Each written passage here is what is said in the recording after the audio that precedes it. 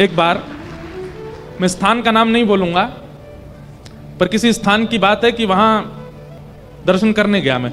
देव स्थान का भी नाम नहीं बताऊंगा कौन से ठाकुर जी थे, लेकिन प्रणाम करके मैं बस निवेदन कर रहा था, मैंने ठाकुर जी आप प्रसन्न हो, आपको कोई पीड़ा तो नहीं। ठाकुर जी को अब कोई पीड़ा तो हो नहीं सकती, वो तो जगत नियंता जगताधार है, पर एक प्रेम में ये भी तो होता है भाई, हमारा प्रेमी कितना भी बड़ा हो, बेटा कलेक्टर बन जाए, मां कभी नहीं पूछती उससे कि बेटा तू ठीक है, पूछती तो है।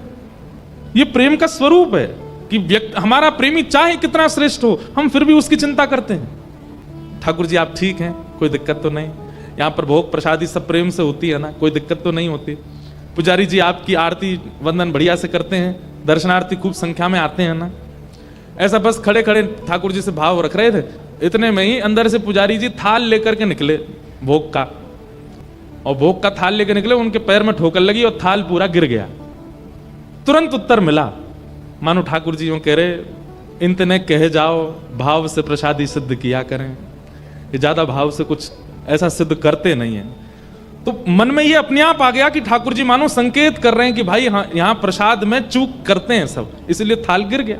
उसी समय, उस समय तो हम कुछ नहीं बोले, समझ गए कि ठाकुर जी का संकेत क्या है। तो बाहर गए और जो हमारे साथ दर्शन करा रहे थे उनसे हमने कहा कि कोई अर्चक हैं जिनसे हम थोड़ी मन की बात कर सकें। बोले अभी बुलवाते। तो एक पुजारी अर्चक उनसे मिले, मैंने कहा आप ठाकुर जी की सेवा करते हैं महाराज जी। उनसे ये नहीं कहा कि आप भोग अच्छे से नहीं लगाते, तो बुरा भी तो नहीं मानना चाहिए उनको। हमने उनसे कहा, मैंने कि महाराज जी जब भोग प्रसादी सिद्ध करते हैं ना, तो जो भी भोग प्रसादी सिद्ध करते हैं उनसे बस निवेदन कीजिएगा कि भोग प्रसाद सिद्ध करते समय मन में ऐसा भाव रखे कि वो प्रियतमा है, वो पत्नी है और अपने पति के लिए प्रसाद बना रही है, या फिर वो एक माँ है और अपने पुत्र के लिए प्रसाद बना रही है। प्रसाद मैं कहता हूं वो भले ही ये रोज सोच के बनावे, मैं रमेश हूं, मैं महेश हूं, जो भी उसका नाम है, एक बार ये सोच लिया करे कि मेरे लाला हैं, मैं उनकी मैया हूं, मैं उनके लिए प्रसाद बना रही हूं। एक बार ये विचार कर लें, फिर भले ही सोच लें मैं रमेश हूं, एक बार का वो विचार जो थोड़ी थोड़ी चूक हो रही है ना, उनको होने नहीं देगा।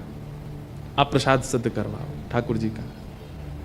अब करें ना करें, अब हो सकता है कर भी दें, ये उनकी बात, लेकिन ठाकुर जी से हमने जब पूछा, ठाकुर जी ने संकेत किया, संकेत के माध्यम से बताया। सब लोग इधर देखो, इधर देखो, इधर देखो। व्यास कौन है? हम हैं। कौन है? हम हैं। 2 दिन और देख लो, परसों से चाहे कहीं देखना, पूरी दुनिया आपकी है, अभी 2 दिन और हमको देख लो। सब केवल ठाकुर जी को बताने जाते हैं कि वो कैसे हैं, कोई पूछने क्यों नहीं जाता कि आप कैसे हो नाथ।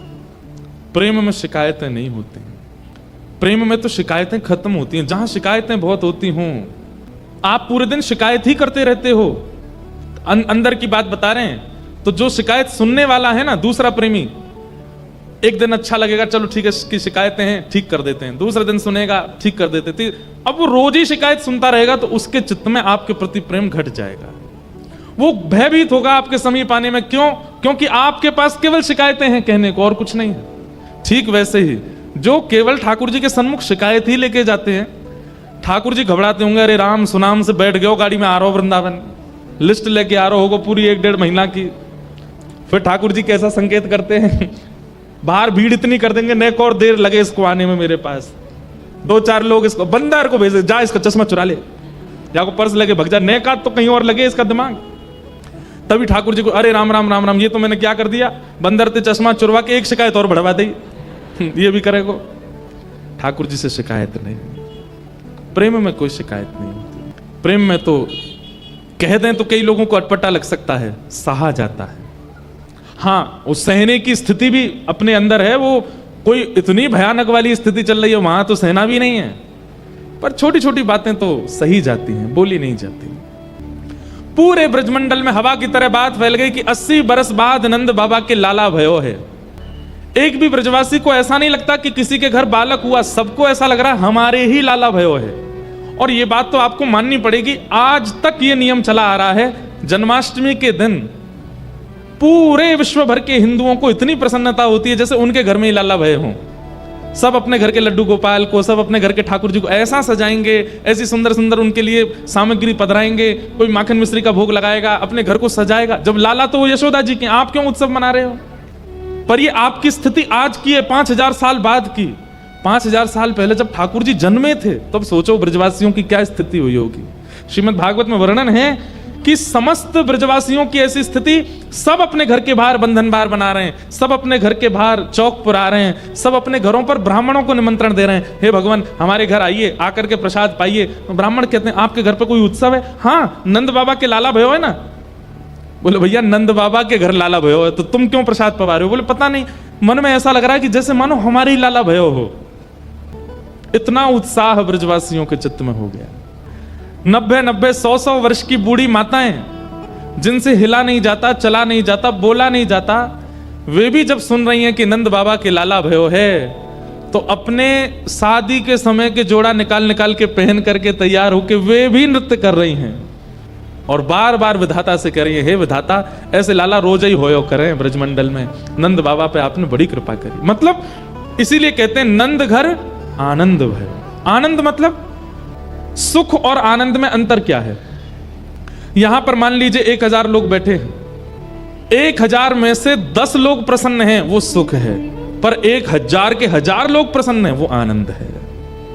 यही कोई पॉलिटिकल मंच होता, यही कोई बॉलीवुड का मंच होता, ये कोई नाट्य कला का मंच होता, कोई कवि सम्मेलन का मंच होता, कोई गायकी का मंच होता, कोई नृत्य कला का मंच होता, हो सकता है सबको अच्छा ना लग रहा होता, कुछ लोगों को भा रहा है, कुछ लोगों को नहीं भा रहा, कई लोग उबासी ले रहे हैं, कई कह रहे हैं चलो भाई है क्यों, पर कथा हो रही है, आगे वाले से लेके पीछे वाले तो सब ऐसे ही बैठे, सबको आनंद हो रहा है, सबको सुख मिल रहा है।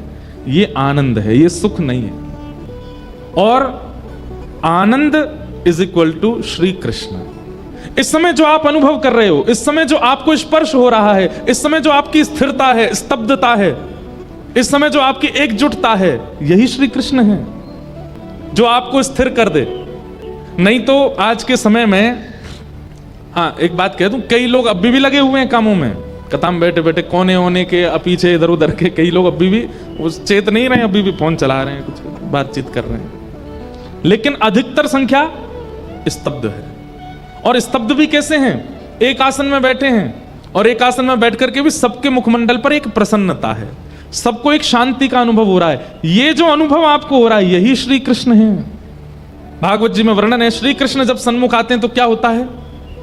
बोले पीड़ा का अनुभव होना बंद हो जाता है, शरीर स्तब्ध हो जाता है, स्थिर हो जाता है, बुद्धि स्थिर हो जाती है, मन स्थिर हो जाता है, नेत्र स्थिर हो जाते हैं, अपलक नेत्र हो जाते हैं, कान सुनना प्रारंभ कर देते हैं, मुख मौन हो जाता है जब श्री कृष्ण सामने आते हैं। और जब से कथा प्रारंभ हुई वो स्थितियां श्रोताओं में हैं, इसीलिए ये आनंद है और आनंद ही श्री कृष्ण है।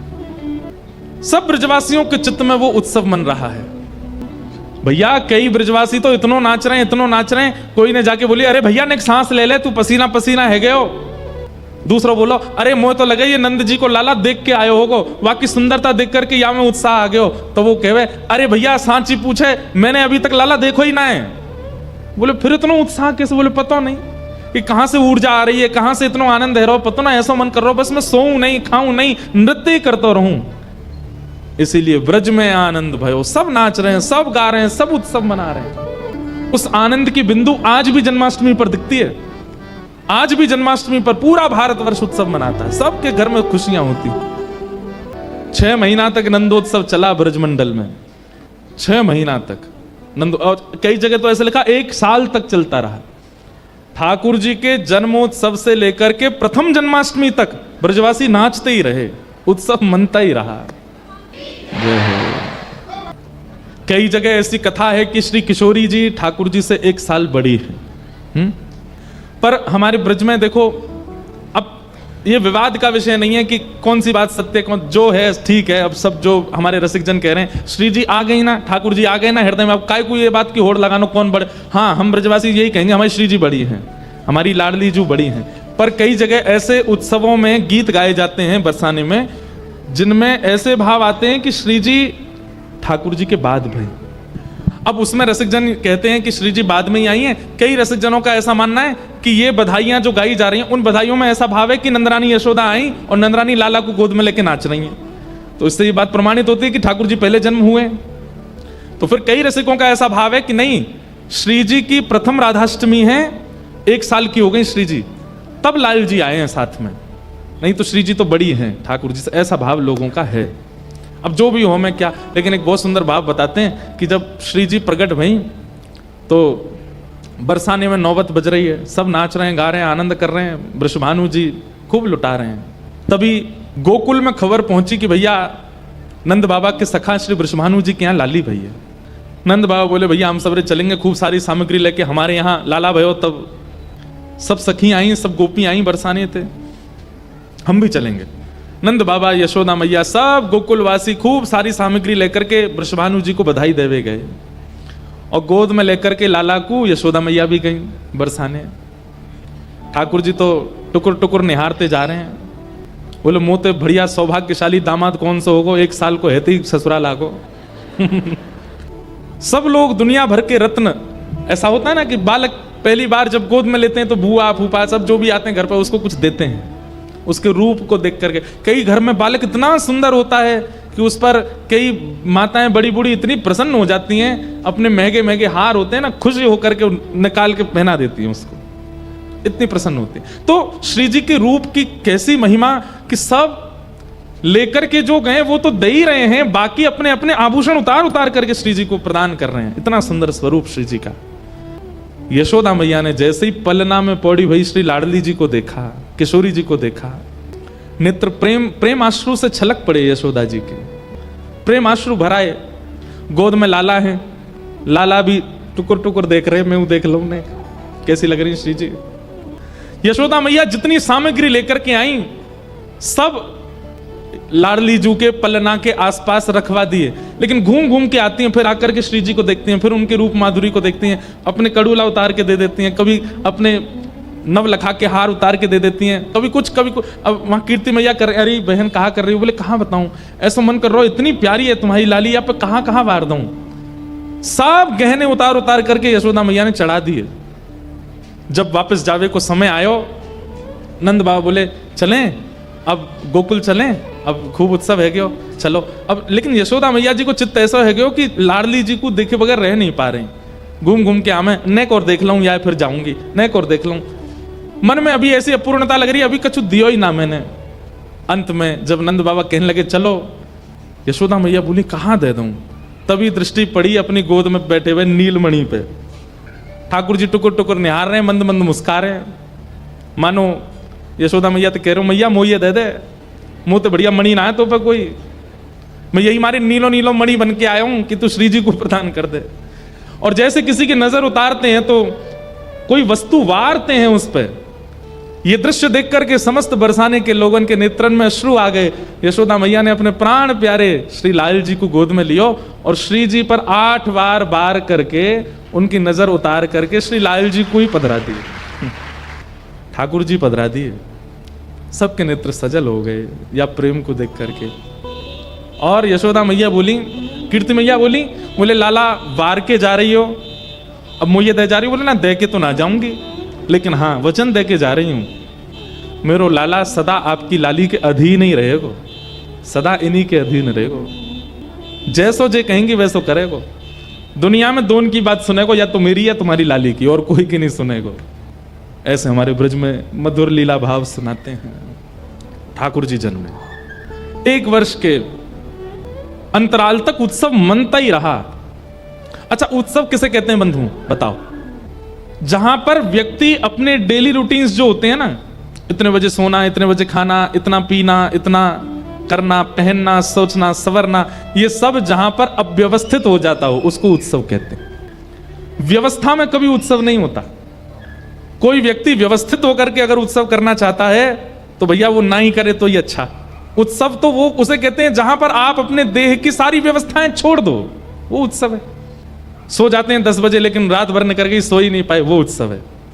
सुबह 8 बजे बाल भोग करते हैं, 12 बजे दोपहर का भोग लेते हैं, शाम को 4 बजे चाय पीते हैं, रात में 8 बजे भोजन कर लेते हैं, सब अस्त व्यस्त हो गया। नाश्ता हो रहा है 12 बजे, दोपहर का भोजन हो रहा है 4 बजे, दोपहर की चाय हो रही है 8 बजे, रात्रि का भोजन हो रहा है जैसे हमारा 12 बजे रात को। यही उत्सव है। लेकिन भाई थोड़ा बहुत देह को ध्यान रखना चाहिए, है तो शरीर है। ब्रजवासियों की ऐसी स्थिति हो गई, निद्रा का भान नहीं है, खाने पीने का भान नहीं है, बस नाच ही रहे। नंद घर आनंद भयो, जय कन्हैया लाल की। भागवत जी में लिखा है कि नंद बाबा के यहां जब लाला को जन्म भयो तो भैया वाद्य तो अपनी अवधि तक ही बज सकते हैं, ढोल नगाड़े इनके समय हैं, 2-4 दिन तो बज जाएंगे। अब रोज ही बजाओगे तो फिर वो तो फट ही जाएंगे। तो फिर उत्सव कैसे मना, बिना वाद्यों के कैसे नाच रहे हैं? तो कहते अवाद्यंत विचित्राणी, कोई ताली बजा रहा है, कोई मुंह से आवाज निकाल रहा है, कोई आवाज निकालने वाली वस्तु कोई बजा रहा है, कोई किसी के सिर पर बैठ के उसके सिर को बजा रहा है, किसी की बड़ी तोंद है तो कहें ला भाई यही ढोल है, ये बजा में हम। इस प्रकार से उत्सव मनाया जा रहा है और किसी को भी बुरा नहीं लग रहा है। कोई अगर किसी की पीठ पर तबला ढोलक बजा रहा है, किसी के कंधा पे चढ़ गया है, कोई विचित्र विचित्र आवाज निकाल रहा है, तो किसी को कोई पीड़ा नहीं, सब आनंद में है, बस उत्सव मनता रहे। इस प्रकार पूरे ब्रजमंडल में उत्सव मना। तभी कंस के द्वारा भेजी गई एक राक्षसी 6वें दिन आ गई, जिसका नाम है पूतना। पूतना का मतलब क्या है? जो पवित्र नहीं है उसको पूतना कहते हैं। पूत माने पवित्र और ना। हर व्यक्ति के जब भक्ति मार्ग में वो प्रवेश करता है, सबसे पहला असुर उसके भक्ति मार्ग में जो आएगा वो आएगा पूतना, अपवित्रता। आप साधन करते हैं, नाम जप करते हैं, गुरु मंत्र का जप करते हैं, अपने ठाकुर जी की सेवा करते हैं और पवित्रता का ध्यान नहीं रखते हैं, तो इसका मतलब है आपने पूतना को प्रवेश दे रखा है। पवित्रता। अच्छा, कई लोग बाह्य पवित्रता तो बहुत रखते हैं पर मन में अपवित्रता रहती है, वो भी पूतना है। सबसे पहला आक्रमण पूतना का होता है और उससे आपको नष्ट करना है, नहीं तो आपके भक्ति साधन में वो विक्षेप डालती ही रहेगी। पूतना के बहुत सारे रूप हैं, बहुत ध्यान से सुनिएगा। जिस प्रकार ये केवल एक लीला है, उस लीला के साथ साथ हम सब लोगों को अपने जीवन में भक्ति मार्ग में संकेत भी है, इसलिए बहुत ध्यान से सुनिएगा। हमारे भक्ति मार्ग में सबसे पहला असुर आएगा पूतना, अपवित्रता। जैसे नाम जप कर रहे हैं और नेत्र बंद करके नाम जप करते करते कुछ ऐसा चिंतन में आया जो पवित्र नहीं है, समझो पूतना आ गई। कथा सुन रहे हैं, लेकिन कथा सुनते सुनते बैठे बैठे ही, वैसे तो होता नहीं है ऐसा, लेकिन कई लोगों के संग हो जाता है कि विचार में कुछ दूषितता आ गई, ये मेरा शत्रु है, ये यहाँ कैसे आ गया, ये तो मुझे बिल्कुल पसंद नहीं, ये यहाँ क्यों आ गया, ये कथा क्यों सुन रहा है, ये कथा क्यों करा रहा है, ये कथा में क्यों बैठा है। इस प्रकार की विचारधारा किसी के प्रति आना, ये भी कथा में बैठ करके पूतना। वृंदावन गए और वहां के ब्रजवासियों ने आपसे कुछ तेज आवाज में बात करी और आपके मन में उनके प्रति द्वेष भावना आ गई। रहते वृंदावन में लेकिन बिल्कुल सबूर नहीं है, ऐसे बोलते हैं, ये करते हैं, वो करते हैं, पूतना। विचारों में, मन में, व्यवहार में अपवित्रता का आना, यही पूतना है। आप संसारी व्यक्ति हो तो आपकी अपवित्रता आना स्वाभाविक बात है, लेकिन आप भक्ति के पथिक हो, उसके बाद आपके चित्त में अपवित्रता आना, यह अच्छा नहीं। उस समय क्या करना चाहिए? बहुत ध्यान से सुनिए। खांसी होती है तो आप औषधि लेते हो, बुखार आता है तो आप औषधि लेते हो, सिर दर्द होता है तो आप औषधि लेते हो। ऐसे ही जब काम, क्रोध, लोभ, मोह, ईर्ष्या, द्वेष, अभिनिवेश, अहंता, ममता, चिंता, ये सारे दोष जब मन में आते हैं, ये सारे रोग जब जन्म लेते हैं, तब भी औषधि लेनी। और औषधि क्या है? उस समय नाम जप कर रहे हैं और नाम जप करते करते विचारों में कुछ अपवित्र भाव आ जाए, उसी समय माला को वहीं विश्राम दो, माला को सन्मुख रखो और रख करके दोनों भुजा उठा करके श्री ठाकुर जी का मंगल नाम जोर जोर से उच्चारण करना प्रारंभ करो। जो नाम आपको आता हो, महामंत्र आता, हरे कृष्ण कृष्ण कृष्ण हरे हरे, हरे राम राम राम हरे हरे। कब कर रहे हैं? जब विचारों में कोई दूषितता आई। दूसरा, बेटे ने कुछ ऐसा किया जिस पर आपको क्रोध आया। अब कई बार तो क्रोध करना चाहिए क्योंकि नहीं तो बेटा बिगड़ जाएगा, लेकिन कई बार आपका क्रोध थोड़ा होना चाहिए लेकिन आपको बहुत ज्यादा आ रहा है। कई लोग कहते हैं हमारे बहुत क्रोध आता है, क्या करें? जैसे ही क्रोध आता है उसी समय बैठ जाइए और भुजा उठा करके हरे कृष्ण कृष्ण कृष्ण हरे हरे, हरे राम राम राम हरे हरे। आप जब तक गाते रहो, अपने आप देखेंगे उसी समय आपका क्रोध शांत होने लगेगा, उसी समय काम शांत होने लगेगा, लोभ शांत होने लगेगा, ईर्ष्या शांत होने लगेगी। क्यों? क्योंकि आप औषधि ले रहे हो, औषधि लेते ही ठीक हो जाओगे। हमसे कोई पूछता है कि नाम जप कब करना चाहिए, कोई कहते हैं ब्रह्म मुहूर्त में करो, कोई कहते हैं रात्रि सोने से पहले करो, कोई कहते हैं दोपहर में करो, कोई कहते, हम कहते हैं जब दोष चित्त में आवे तभी नाम जप में बैठ जाओ, जब दोष प्रकट होता हो नाम जप करो। पूतना ने सबको अपनी ओर आकृष्ट कर लिया। यशोदा मैया ने देखा कि इतनी सुंदर, इतने बढ़िया वस्त्र पहन के आई है, उन्होंने भी विचार नहीं किया, आओ आओ बहन कहां से आई? बोले पास के काम से आई हूं मैया। अच्छा, तुम्हारे लाला भयो, आपको बहुत बहुत बधाई। अरे बहन तुम्हारो ही लाला समझो, तुम्हारी लाली है कि ना है कोई? ना है, अभी तो नहीं। जब होए लाली सबसे पहले मैं बताइयो। पूतना बोली क्यों, लाला हो तो नहीं बताऊं? वो भी बताइयो पर लाली को जरूर बताइयो, मैं आपके लाला को गोद में लाऊं? यशोदा मैया बोली अरे तुम्हारो ही लाला लो। मैया ने जैसे ही ठाकुर जी पूतना की गोद में दिए। अब यहां समझने वाली क्या बात है, पूतना के रूप पर सब मोहित हो गए, लेकिन जिसको मोहित होना चाहिए था परमात्मा, वो मोहित नहीं हुए। पूतना की गोद में जाते ही 6 दिन के ठाकुर जी ने पहले तो नेत्र बंद किए, छोटे छोटे हाथ धीमे धीमे करके ऐसे आंख के ऊपर और धर लिए, या कि छाया भी नहीं पड़े मुंह पे। ये सबसे बड़ा दुर्भाग्य है पूतना का कि परमात्मा के इतने समीप जाकर के भी उनके नेत्रों की अधिकारी नहीं बन पाई। पूतना ने जैसे ही ठाकुर जी को अपने पयोधर का पान कराया, कालकूट विष लगा करके आई थी, यशोदा मैया ने बाहर चली गई। भगवान ने पहले तो उसके विष को पिया, दूध को पिया, रस तत्वों को पिया, और सब पीते पीते पीते पीते ठाकुर जी ने जैसे ही प्राणी समम रोष समन्वितो पिबत, जैसे ही प्राण खींचने प्रारंभ किए पूतना के। अब 6 दिन का बालक कैसा होता, बिल्कुल हल्का सा होता, उसका वजन भी नहीं पता चलता। लेकिन ठाकुर जी जैसे ही पूतना के प्राण पीने लगे, पूतना को कुछ गाढ़म कराभ्याम भगवान प्रपीड्यतत, ठाकुर जी ने गाढ़ करके जैसे ही उसके प्राणों को पीना प्रारंभ किया, पूतना का रूप जितना सुंदर था उतना कुरूप होने लगा।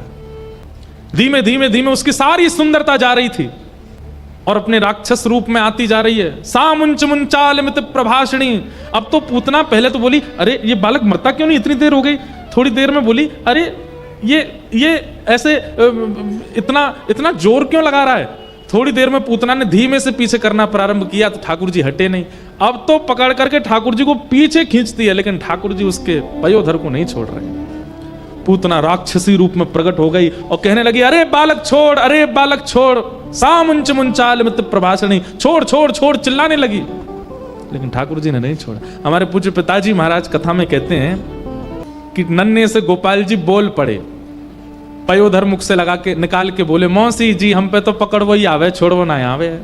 और जाकू एक बार पकड़ ले फिर ठिकाने लगा के छोड़ें, चाहे भक्त आ जाए चाहे राक्षस आ जाए, ठिकाने तो लगेगा। और भगवान ने प्राण पी करके पूतना का वध कर दिया। बोलो पूतना मर्दन भगवान की। विशाल स्वरूप हो गया था पूतना का। नंद भवन के पीछे गिरी, धड़ाम आवाज हुई, सब ब्रजवासी दौड़ करके गए, दीवार टूटी पड़ी है और विशाल राक्षसी पड़ी थी। सबने पहले नंद भवन में जाके देखा, लाला कहाँ है, लाला नहीं मिले। यशोदा मैया से पूछी, मैया लाला कहाँ है। बोले एक सुंदर सी आई, वाकू दिए मैंने। सुंदरी तो कोई मिली नहीं, भयंकर कुरूपणी पीछे पड़ी थी। जैसे ही थोड़ा ऊपर झांक के देखा तो ठाकुर जी उसके पयोधर के ऊपर लेटे हुए हैं। सब लोगों ने सीढ़ी वगैरह चढ़ाई, ऊपर जाके ठाकुर जी उतार के लाए। सब गोपियों ने, माताओं ने मिलकर के देखा, लाला ठीक तो है, स्वस्थ तो है। ठाकुर जी को कुछ नहीं हुआ। 6 दिन के लाला। यशोदा मैया और सब गोपियां लाला को लेकर के गौशाला गईं। सब गोपियां यशोदा मैया लाला को लेकर के कहां गईं, गौशाला। और गौशाला में जाकर के गौमूत्र से 6 दिन के लाला को स्नान करायो और स्नान करा करके गौरज ठाकुर जी के 12 अंगों पर लगाई। और सब मैयाओं ने हृदय, यही वैद्य है ठाकुर जी की, गैया वैद्य है। कोई डॉक्टर वैद्य किसी के पास नहीं लेके गैया के पास ले गई मैया। और गैया की पूंछ से लाला को झाड़ो देने लगे। पतो ना कहां से राक्षसी आ गई, इतनी सुंदर बन के आई, मुंह कहां पतो ये ऐसी है जाएगी। सब गोपी बोली, मैया तू नी के राखे कर लाला, नी के मतलब संभाल के राखे कर। जन कौन कौन राक्षस राक्षसी आ जाए, तू सबन के गोद में मत देकर लाला है। और हृदय से लगा करके ठाकुर जी को मैया ले गई।